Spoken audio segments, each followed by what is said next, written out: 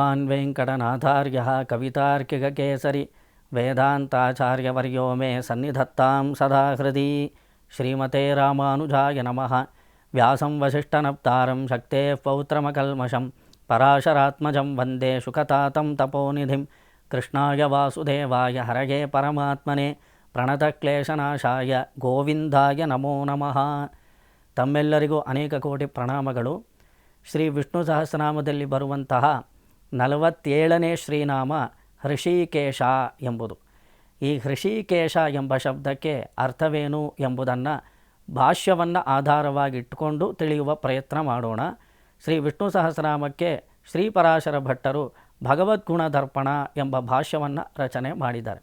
ಅದರಲ್ಲಿ ಈ ಹೃಷೀಕೇಶ ಎಂಬ ಶಬ್ದಕ್ಕೆ ಅವರು ನಿರ್ವಚನವನ್ನು ತೋರಿಸಬೇಕಾದ್ರೆ ಇಂದ್ರಿಯಾಣಾಂ ನಿಯಂತ್ರತ್ವಾತ್ ಹೃಷೀಕೇಶ ಪ್ರಕೀರ್ತಿತಃ ಜಿತೇಂದ್ರಿಯಶ್ಚ ಎಂದು ತೋರಿಸ್ತಾರೆ.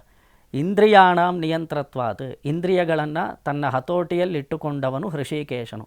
ಅಥವಾ ಯಾವ ಪರತತ್ವವನ್ನು ನಾವು ಧ್ಯಾನ ಮಾಡಿದರೆ, ಯಾರ ಪಾದಕಮಲಗಳಿಗೆ ನಾವು ಅರ್ಚನೆ ಮಾಡಿದರೆ, ಯಾರ ಶ್ರೀನಾಮವನ್ನು ಅನುಸಂಧಾನ ಮಾಡಿದರೆ ನಮಗೆ ಜಿತೇಂದ್ರಿಯತ್ವವೆಂಬುದು ಏರ್ಪಡುತ್ತೋ ಅವನು ಹೃಷೀಕೇಶನು. ನಾವು ನಮ್ಮ ಇಂದ್ರಿಯಗಳನ್ನು ನಾವು ಗೆಲ್ಲಬೇಕಲ್ಲ. ಕಣ್ಣು ಒಂದು ಕಡೆ ನೋಡ್ತಾ ಇರುತ್ತೆ, ಮೂಗಿಗೆ ಒಂದು ಚಾಪಲ್ಯವಿರುತ್ತೆ, ನಾಲಿಗೆಗೆ ಒಂದು ಚಾಪಲ್ಯ ಇರುತ್ತೆ. ನಮ್ಮ ಮನಸ್ಸು ನಮ್ಮ ನಿಯಂತ್ರಣದಲ್ಲೇ ಇರೋದಿಲ್ಲ. ನಮಗೆ ಕೊಟ್ಟಿರುವಂತಹ ಈ ಇಂದ್ರಿಯಗಳನ್ನು ನಾವು ನಿಯಂತ್ರಿಸಬೇಕಾದರೆ ಭಗವಂತನನ್ನು ಧ್ಯಾನಿಸಬೇಕು. ಯಾರ ಶ್ರೀನಾಮವನ್ನು ಅನುಸಂಧಾನ ಮಾಡಿದರೆ ನಮ್ಮ ಇಂದ್ರಿಯಗಳು ನಮ್ಮ ನಿಯಂತ್ರಣಕ್ಕೆ ಬರುವುದೋ ಅಂಥವನು ಹೃಷೀಕೇಶನು ಎಂಬ ಅರ್ಥದಲ್ಲಿ ಈ ಶಬ್ದದ ಒಂದು ವಿಶೇಷತೆಯನ್ನು ಶ್ರೀ ಪರಾಶರ ಭಟ್ರು ತೋರಿಸ್ತಾರೆ. ಹೃಷೀಕಾನಾಂ ಇಂದ್ರಿಯಾಣಾಂ ಈಶಃ ನಿಯಾಮಕಃ ಇತಿವ ಹರ್ಷ ಸೌಖ್ಯ ಸುಖೈ ಐಶ್ವರ್ಯ ಯೋಗಾದ್ವಾ ಯಥಾ ಎಂದು ಶ್ರೀ ಮಹಾಭಾರತದಲ್ಲೂ ಸಹ ಅವನು ಇಂದ್ರಿಯಗಳಿಗೆ ಅಧಿಪತಿಯಾದ ಕಾರಣ, ಇಂದ್ರಿಯಗಳನ್ನು ನಿಯಂತ್ರಿಸುವವನಾದ ಕಾರಣ ಅವನು ಹೃಷೀಕೇಶನಾಗಿದ್ದು ಸುಖವನ್ನು, ಐಶ್ವರ್ಯವನ್ನು, ಯೋಗವನ್ನು, ಸರ್ವವಿಧವಾದ ಸೌಭಾಗ್ಯಗಳನ್ನು ದಯಮಾಡುವಂತಹವನು, ದಯಪಾಲಿಸುವಂತಹವನು ಪರಮಾತ್ಮನು. ಋಷೀಕಾಣಿಂದ್ರಿಯಾನ್ಯಾಹುಃ ತೇಷಾಮೀಶೋ ಯಥೋ ಭವಾನ್ ಹೃಷೀಕೇಶಸ್ತಥೋ ವಿಷ್ಣು ಖ್ಯಾತೋ ವೇದೇಶು ಕೇಶವಃ ಹರ್ಷಾತ್ ಸೌಖ್ಯಾತ್ ಸುಖೈ ಚಾರ್ಯಾತ್ ಹೃಷೀಕೇಶತ್ವಮಶ್ನುತೆ ಎಂದು ಹರಿವಂಶದಲ್ಲಿ ಹೃಷೀಕೇಶ ಶಬ್ದವನ್ನು ಕೊಂಡಾಡಿದ್ದಾರೆ. ಹೃಷೀಕಾಣಾಂ ಇಂದ್ರಿಯಾನ್ ಅಂದರೆ ಇಂದ್ರಿಯಗಳಿಗೆ ಅಧಿಪತಿಯಾದವನು ಹೃಷೀಕೇಶನು.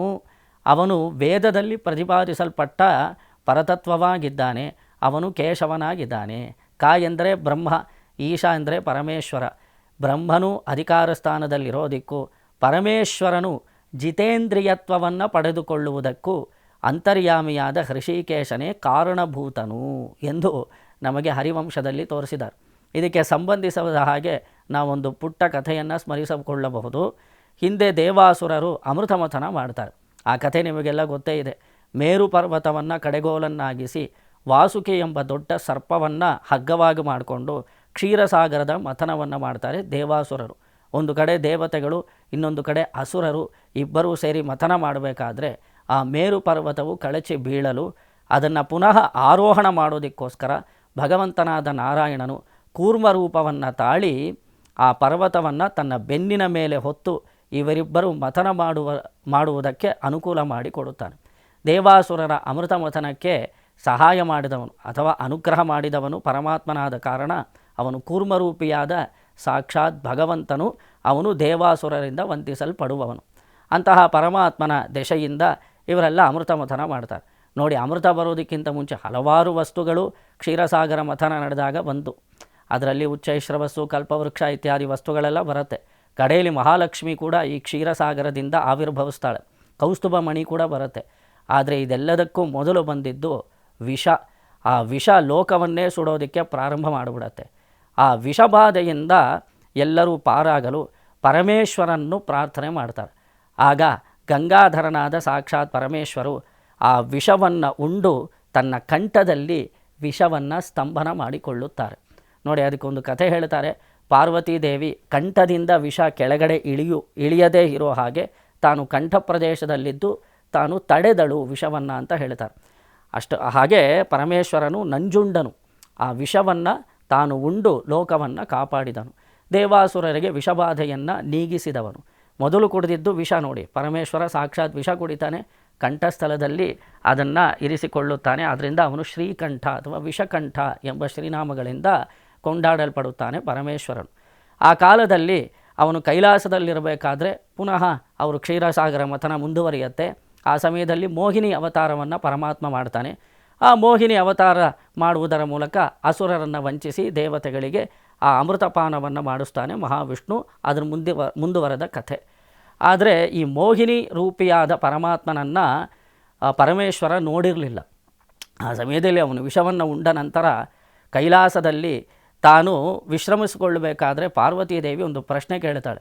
ಅಷ್ಟು ಸುಲಭದಲ್ಲಿ ವಿಷವನ್ನೇ ಕುಡಿದರಲ್ಲ, ನೀವು ಎಷ್ಟು ಜಿತೇಂದ್ರಿಯರಾಗಿರಬೇಕು, ನಿಮಗೆ ಕೋಟಿ ನಮಸ್ಕಾರಗಳು ಅಂತ ಪಾರ್ವತೀದೇವಿ ಹೇಳಿದಾಗ ಪರಮೇಶ್ವರ ಹೇಳ್ತಾನೆ, ಇದೆಲ್ಲ ಏನೇನು ನಮಗೆ ಹೊಗಳಿಕೆ ಬರುತ್ತೆ, ಏನೇನು ಕೀರ್ತಿ ಬರುತ್ತೆ, ಇದೆಲ್ಲ ಪರಮಾತ್ಮನಿಗೆ ಸಂಬಂಧಿಸಿರುವಂತಹದ್ದು.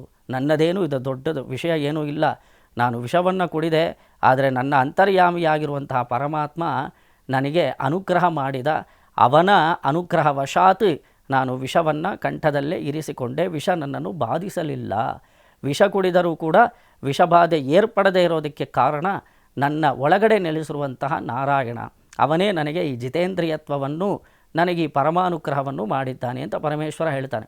ಎಷ್ಟೇ ಆದರೂ ನೀವು ಮಹಾತ್ಮರು ಎಂದು ಗೌರಿ ನಮಸ್ಕರಿಸುತ್ತಾಳೆ. ಮುಂದೆ ನಿನಗೆ ಇನ್ನಷ್ಟು ಪರಮಾತ್ಮನ ವೈಭವವನ್ನು ತೋರಿಸುತ್ತೇನೆ ಎಂದು ಪರಮೇಶ್ವರ ಹೇಳ್ತಾನೆ. ಆ ಸಮಯದಲ್ಲಿ ಅಮೃತ ಮಥನ ನಡೆಯುತ್ತೆ, ಮೋಹಿನಿ ಅವತಾರ ನಡೆಯುತ್ತೆ. ಆಗ ದೇವತೆಗಳೆಲ್ಲ ಬಂದು ಮೋಹಿನಿಯ ವೃತ್ತಾಂತವನ್ನು ಪರಮೇಶ್ವರನಿಗೆ ತಿಳಿಸ್ತಾರೆ. ಆದರೆ ಮೋಹಿನಿ ಅವತಾರವನ್ನು ತಾಳದಾಗ ಮಹಾವಿಷ್ಣು ಆ ಸಮಯದಲ್ಲಿ ಪರಮೇಶ್ವರ ಆ ಸ್ಥಳದಲ್ಲಿ ಇರೋದಿಲ್ಲ, ಅವನು ಕೈಲಾಸದಲ್ಲಿ ಇರ್ತಾನೆ. ಮೋಹಿನಿ ಅವತಾರವನ್ನು ತಾನು ಕಾಣೋದಕ್ಕೆ ಸಾಧ್ಯವಾಗದೇ ಇದ್ದಾಗ ಎಲ್ಲರನ್ನೂ ಆಕರ್ಷಣೆ ಮಾಡುವಂತಹ ಮಹಾವಿಷ್ಣು ಮೋಹಿನಿ ರೂಪವನ್ನು ಧರಿಸಿದಾಗ ಅದು ಹೇಗಿರಬಹುದು, ಎಷ್ಟು ಸೌಂದರ್ಯದಿಂದ ಕೂಡಿರಬಹುದು. ಮನ್ಮಥ ಜನಕನಾಯಿತಲ್ಲ ಮೋಹಿನಿ ಅವತಾರ ರೂಪಿಯಾದ ಪರಮಾತ್ಮ, ಅವನನ್ನು ಕಾಣುವಂತಹ ಸೌಭಾಗ್ಯ ನನಗೆ ಸಿಗಲಿಲ್ವಲ್ಲ ಎಂದು ಹೇಳಿ ಪರಮೇಶ್ವರನು ಪಾರ್ವತಿ ಸಮೇತನಾಗಿ ಮತ್ತೆ ಲೀಲಾವೈಕುಂಠಕ್ಕೆ ಪ್ರವೇಶ ಮಾಡ್ತಾನೆ. ಆ ಲೀಲಾವೈಕುಂಠದಲ್ಲಿ ಆದಿಶೇಷನ ಪರ್ಯಂಕದ ಮೇಲೆ ಶ್ರೀದೇವಿ, ಭೂದೇವಿ, ನೀಳಾದೇವಿ ಸಮೇತನಾಗಿ ಪರಮಾತ್ಮನಾದ ಮಹಾವಿಷ್ಣು ಪರಮೇಶ್ವರನಿಗೆ ದರ್ಶನ ಕೊಡ್ತಾನೆ. ಆಗ ಪರಮೇಶ್ವರ ಕೇಳ್ತಾನೆ, ನೀನು ದೇವಾಸುರರು ಕ್ಷೀರಸಾಗರ ಮಥನ ಮಾಡಿದಾಗ ಮೋಹಿನಿ ರೂಪವನ್ನು ತಾಳಿ ಅಸುರರನ್ನು ವಂಚಿಸಿ ದೇವತೆಗಳಿಗೆ ಅಮೃತವನ್ನು ಕೊಡಿಸಿದೆ. ಈ ಅಮೃತ, ಈ ಒಂದು ಮೋಹಿನಿ ವೇಷವನ್ನು ನಾನು ಕಾಣಲು ಸಾಧ್ಯವಾಗಲಿಲ್ಲ. ನಾನು ಕೈಲಾಸದಲ್ಲಿದ್ದೆ, ಪುನಃ ನನಗೆ ಆ ಮೋಹಿನಿ ರೂಪದಲ್ಲಿ ದರ್ಶನವನ್ನು ಕೊಡಬೇಕು ಎಂದು ಪರಮೇಶ್ವರ ಪ್ರಾರ್ಥನೆ ಮಾಡ್ತಾನೆ. ಆಗ ಮಹಾವಿಷ್ಣುವು ಮೋಹಿನಿ ರೂಪವನ್ನು ಧರಿಸುತ್ತಾನೆ. ಆ ಸುಂದರವಾದ ಉಡುಪು, ಅದು ಸಿಂಹಕಟಿ ಎಂದು ಕರೆಯಲ್ಪಡುವಂತಹ ಸೊಂಟ ಪ್ರದೇಶ, ಅಮೃತ ಕಲಶ ಪ್ರಾಯವಾಗಿರುವಂತಹ ಸ್ತನಗಳು, ಅದ್ಭುತವಾದ ಮುಖ, ಸಾಮುದ್ರಿಕಾ ಲಕ್ಷಣಗಳಿಂದ ಕೂಡಿದ ಸರ್ವಾಂಗ ಸುಂದರಿಯಾದ ಮೋಹಿನಿಯನ್ನು ಕಂಡು ಪರಮೇಶ್ವರನಿಗೆ ಮನಸ್ಸಿನಲ್ಲಿ ಒಂದು ಭಾವ ಏರ್ಪಟ್ಟು ಬಿಡುತ್ತೆ. ಅಯ್ಯೋ, ಈ ಮೋಹಿನಿಯನ್ನು ಮದುವೆ ಆದರೆ ಚೆನ್ನಾಗಿರುತ್ತೆ ಅಂತ ಹೇಳಿ ಆ ಮೋಹಿನಿಯನ್ನು ತಾನು ಮೋಹಿಸಿಬಿಡ್ತಾನೆ ಪರಮೇಶ್ವರ. ಈಗ ನೋಡಿ, ಪರಮೇಶ್ವರನು ಹಾಗೂ ಮೋಹಿನಿ ಇಬ್ಬರೂ ಕೂಡಿ ಅವರಿಂದಲೇ ಹರಿಹರ ಪುತ್ರನಾದ ಅಯ್ಯಪ್ಪ ಅವತಾರ ಮಾಡ್ತಾನೆ ಅಂತ ನಮಗೆ ಶಾಸ್ತಾ ಪುರಾಣದಲ್ಲಿ ಗೊತ್ತಾಗತ್ತೆ. ಹರಿಹರ ಪುತ್ರನಾದ ಅಯ್ಯಪ್ಪ ಸ್ವಾಮಿ ಈ ಹರಿಹರರು ಕೂಡಿದಾಗ ಮೋಹಿನಿ ರೂಪವನ್ನು ಧರಿಸಿದಂತಹ ಮಹಾವಿಷ್ಣುವು ಜೊತೆಗೆ ಪರಮೇಶ್ವರನು ಕೂಡಿದಾಗ ಅವರಿಬ್ಬರಿಂದ ಏರ್ಪಟ್ಟವನು ಹರಿಹರ ಪುತ್ರನಾದ ಅಯ್ಯಪ್ಪನು ಅಂತ ನಮಗೆ ಐತಿಹ್ಯವನ್ನು ಹೇಳ್ತಾರೆ. ಹೀಗೆ ಮೋಹಿನಿಯನ್ನು ರಮಿಸಿಬಿಡ್ತಾನೆ ಪರಮೇಶ್ವರ. ಅಲ್ಲಿದ್ದಂತಹ ಗೌರಿಗೆ ಒಂದು ಸಂದೇಹವಾಗತ್ತೆ. ಅವಳು ಪಾರ್ವತಿ, ನೀವು ಮನ್ಮಥನನ್ನೇ ಸುಟ್ಟು ಭಸ್ಮ ಮಾಡಿದಂಥವ್ರು. ಒಮ್ಮೆ ಹಿಂದೆ ಪಾರ್ವತಿಯ ಮೇಲೆ ಪರಮೇಶ್ವರನಿಗೆ ಮೋಹ ಬರಲು ಮನ್ಮಥ ಬರ್ತಾನೆ.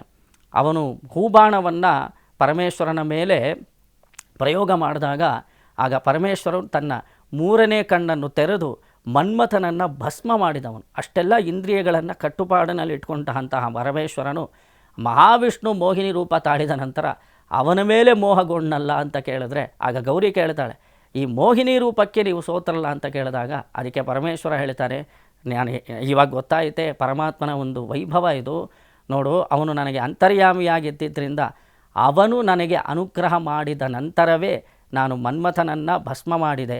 ಈಗ ಅವನೇ ನನ್ನನ್ನು ಮಾಡೋದಕ್ಕೋಸ್ಕರ ಒಂದು ರೂಪವನ್ನು ತಾಳಿದರೆ ನನ್ನ ಮನಸ್ಸು ನನ್ನ ನಿಯಂತ್ರಣದಲ್ಲಿ ನಿಲ್ಲೋದಕ್ಕೆ ಸಾಧ್ಯವೇ?